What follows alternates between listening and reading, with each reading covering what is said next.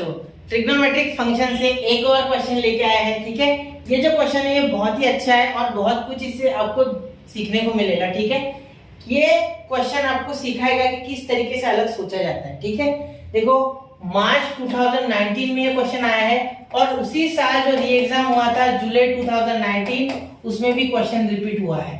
ठीक है, एक ही क्वेश्चन एक ही साल दोनों पेपर में आए हैं, री एग्जाम वाले भी और जो पहला पेपर होता है उसमें भी। ठीक है, तो चलिए शुरू करते हैं इस क्वेश्चन को करना। इसीलिए इस क्वेश्चन में मेरा ज्यादा इंटरेस्ट आया, इसलिए मैंने इसे ले लिया है। ठीक है, तो देखो sine inverse 5/13 plus cos inverse 3/5 is equal to tan inverse 63/16। ठीक है, क्वेश्चन बहुत ही इजी है, बिल्कुल मुश्किल नहीं है। सिर्फ आपको आपके रूट्स जो आपने 9th और 10th में जो ट्रिग्नोमेट्री सीखी है वो आपको याद होनी चाहिए और तीन ट्रिग्नोमेट्री की fundamental identities sin square theta plus cos square theta is equal to 1, 1 plus tan square theta is equal to sec square theta, 1 plus cot square theta is equal to cosec square theta। इसमें कि आपको पहली यानी कि sin square theta plus cos square theta is equal to 1 वो अगर आती होगी तो क्वेश्चन खत्म है। ठीक है, चलो तो मैं क्वेश्चन को आपको पहले शॉर्ट तरीके से करके बताता हूँ, मतलब पूरा ही कर देते। चलो शॉर्ट छोड़ो, पूरा करते हैं। sin इनवर्स 5/13 आपके पास है। ठीक है, और यहाँ है cos इनवर्स 3/5। तो आपको ये LHS दिया गया है और इस LHS के सहारे को RHS प्रूव करने को बोला गया है। ठीक है, तो यहाँ हम लिखते हैं LHS, ये LHS है आपका। ठीक है, और उस RHS को प्रूव करना है। RHS क्या आपका tan इनवर्स 63/16 है ना। चलो तो इसे सॉल्व करते हैं। अब सबसे पहले आप देखो sin इनवर्स 5/13 के लिए क्या कर सकते हो। देखो यहाँ अगर आप ध्यान से देखोगे तो ये जो sin इनवर्स 5/13 है, ठीक है, इससे अगर आप tan की तरफ जाने की कोशिश करो, यहाँ tan है बेटा, tan है तो tan ही बनाना होगा। इससे कहीं ना कहीं इसका रिलेशन tan से ढूंढना होगा और cos इनवर्स का भी कहीं ना कहीं रिलेशन tan से ढूंढना होगा। ठीक है, तो पहले एक काम करो, ये जो sin इनवर्स 5/13 है ना, ठीक है, इसका एक ट्रायंगल, अगर इसका ट्रायंगल बनाए तो कैसे बनेगा सोचो। ये एक होगा शायद ट्रायंगल इसका। ठीक है, यहाँ अगर एक एंगल थीटा ले लूं मैं, सपोज तो opposite upon adjacent opposite upon hypotenuse होता है, तो थीटा के अपोजिट ये 5 और इसका हाइपोटेनस 13। ठीक है, तो इसका जो ये वाला साइड होगा एडजेसेंट वाला, ये क्या हो जाएगा 13 का स्क्वायर माइनस 5 का स्क्वायर। ठीक है, समझ रहे हो, मतलब ये हाइपोटेनस माइनस ये जो एक साइड है वो। ठीक है, तो यहाँ क्या आएगा 169 माइनस 25 का रूट, तो क्या आ जाएगी ये साइड आपकी आ जाएगी, सपोज एडजेसेंट के ए बोल देता हूँ। ठीक है, तो ये आपका हो जाएगा अंडर रूट 144 जो कि 12 आ जाएगा, डायरेक्टली 12 लिख रहा हूँ। ठीक है, तो ये साइड आपकी आ रही है 12।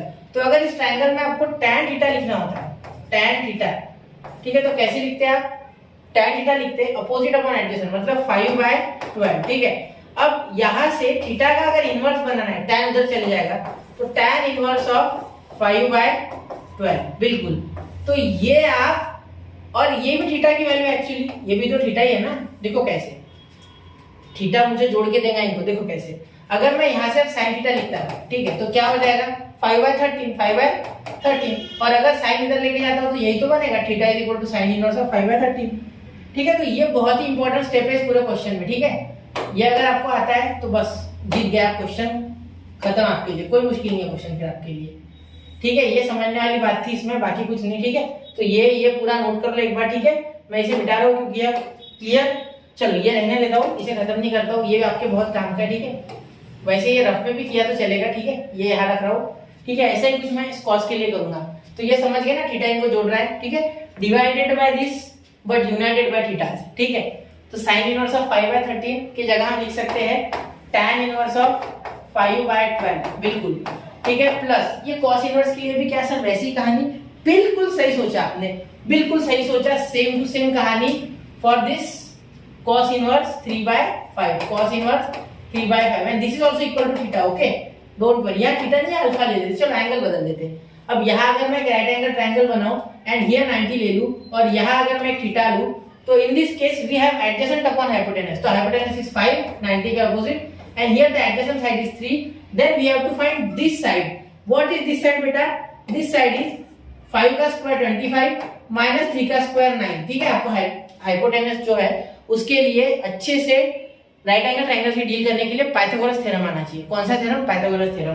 तो आपको पता है कोई भी साइड निकालनी हो तो अंडर रूट हाइपोटेनस माइनस वो साइड करनी होती है, या अगर हाइपोटेनस निकालना हो तो under root one side plus other side का स्क्वायर, ये ऐड कर लो, ऐड करके इनको आप स्क्वायर रूट निकाल लो, आपको आंसर मिल जाएगा। वैसे ही यहाँ हाइपोटेनस का स्क्वायर माइनस साइड का स्क्वायर इज इक्वल टू आपके पास आ गया 16 और 16 का होता है 4, इसीलिए ये जो साइड है, अगर मैं इसको ए बोलूं तो आपका ए जो है वो आ गया है बेटा 4। क्या आ गया है?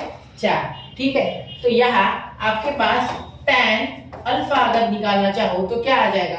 अपोजिट अपॉन एडजेसेंट मतलब 4/3। ये फार्मूलाज तो आते हैं ना basic. sin θ equal to opposite upon hypotenuse, cos θ equal to adjacent upon hypotenuse, tan is equal to opposite upon adjacent, ये आने चाहिए। ठीक है, चलो अल्फा इज इक्वल टू क्या हो जाएगा? tan inverse of 4/3। ये उल्टा कर दिया मैंने से। ठीक है, ये tan इधर भेज दिया, tan इनवर्स ऑफ 4/3। चलो यहाँ तक क्लियर है बातें? उम्मीद है आपको यहाँ तक समझ गया है। ये आना चाहिए, ये आ गया तो ये इजी है। ठीक है, चलो अब यहाँ लिखेंगे tan इनवर्स ऑफ, सही लिखा ना मैंने? चलो 4/3 देखते हैं। अब देखो आपको एक फॉर्मूला पता है, वो कहाँ लिखूं? वो मैं यहाँ लिख रहा हूँ। देखो नीचे नीचे नीचे रेड कलर से, नीचे रेड कलर से लिखता हूँ। देखो क्या है वो formula?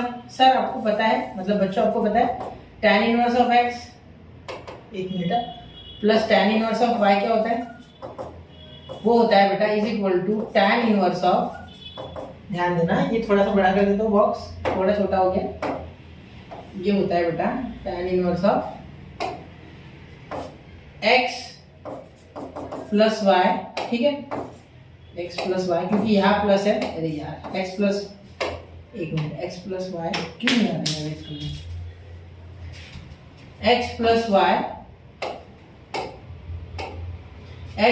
y upon 1 minus x y. ठीक है, तो ये आपका फॉर्मूला, यहाँ प्लस आया इसलिए यहाँ प्लस आया, ऊपर प्लस इसलिए नीचे माइनस, तो ये फॉर्मूला आना चाहिए। ये भी इनवर्स ट्रिग्नोमेट्रिक फंक्शन का फॉर्मूला है। ठीक है, चलो ब्लैक में लौट जाते हैं।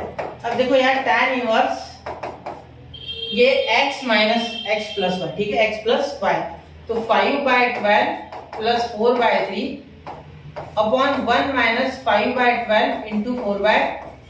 ठीक है, चलिए तो अब यहाँ अगर आप सॉल्व करोगे इसे तो आपको मिलेगा tan इनवर्स, ध्यान देना यहाँ एलसीएम ले लो तो क्या आ जाएगा? 12, और यहाँ 12 आएगा एलसीएम, तो यहाँ आपको कितने से मल्टीप्लाई करना पड़ेगा? 4 से। तो 5 प्लस 16, देखो ऊपर नीचे 4 से मल्टीप्लाई करोगे इसे तो 12 बन जाएगा नीचे, और ऊपर बन जाएगा 16, इसीलिए 5 प्लस 16/12। ठीक है, और यहाँ क्रॉस मल्टीप्लाई करोगे, यहाँ 36 आ रहा है, तो 1 माइनस 20/36, यहाँ 1 माइनस 20/36। लेकिन यहाँ क्या कर सकते हो?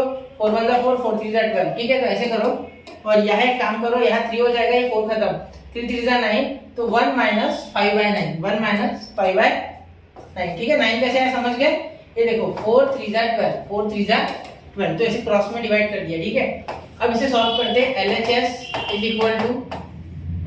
इक्वल टू tan इनवर्स, देखो tan इनवर्स यहाँ 5 प्लस 16/12, तो ये आ गया बेटा 21/12। इसे ऐसे लिखो, और इसे आप पहले सॉल्व करो फिर उल्टा करो। ठीक है, इसे क्या करते हैं, एक काम करते हैं, पहले ऐसे लिखते ही नहीं, आपको कंफ्यूजन होगा। पहले 21/12 को ऐसे लिखता है मैं सीधा, और अपॉन ये जो 1 माइनस 5/9, इसको सॉल्व करोगे तो 9 1 9, 9 माइनस 5 4, 4/9, क्या आ जाएगा? 4/9, बिल्कुल।